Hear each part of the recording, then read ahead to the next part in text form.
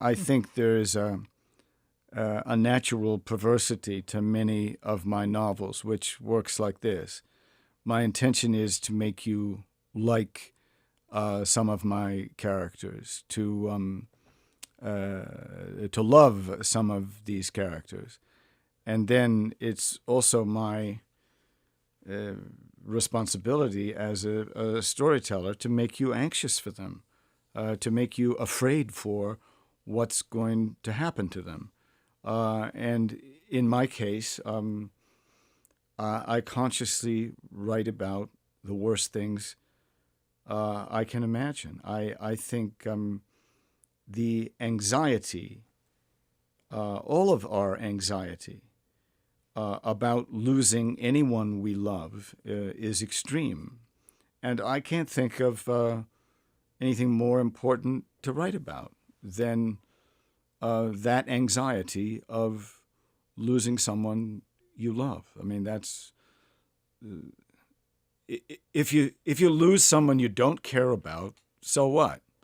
Um, if if you love someone and nothing bad ever happens to them, well, what is that? A children's book? It's not a novel. It's not remotely. It doesn't remotely resemble any of the novels I read that made me want to be a writer, where truly terrible things happen. Yeah, this reminds me of a conversation that I had recently with Lori Moore, where the question, her new novel, where some pretty terrible things happen. And the question that we talked about is, when is enough enough? Do you wrestle with that, ask yourself that, or just have kind of an innate sense of it? Well, I think I believe that as far as the novel is concerned, the 19th century was the model of the form. I think it's been downhill since. I think stories have gotten smaller, less bold. I think less terrible things happen. I think even our novels or our taste in novels has been affected by the political correctness of our time.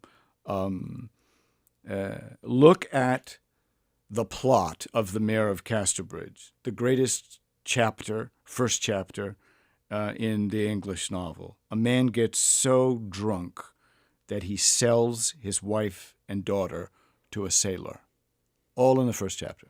Okay? I know of no better beginning, which is to say, I know of no more awful beginning to an English novel. I was 17 when I read that novel, and I thought, my God, how is this guy ever going to recover from that? But I didn't know Thomas Hardy. The answer is he'll never recover from that. You can do some things that are so awful that you will never redeem yourself. And that's what that story is about. Imagine how many hundred years before Christ, 400, I think, when Sophocles wrote the Oedipus cycle. You kill your father and you marry your mother. Well, can anything good come of that story? No, nothing good is going to come of that story. Even the children are doomed, right? Because of that horrible coincidence, right? And so, well, stories to me have become woefully tame since then, or since Shakespeare. If you or I were interviewing Shakespeare, what would we ask him? So, Will, what is it you got against royalty, pal?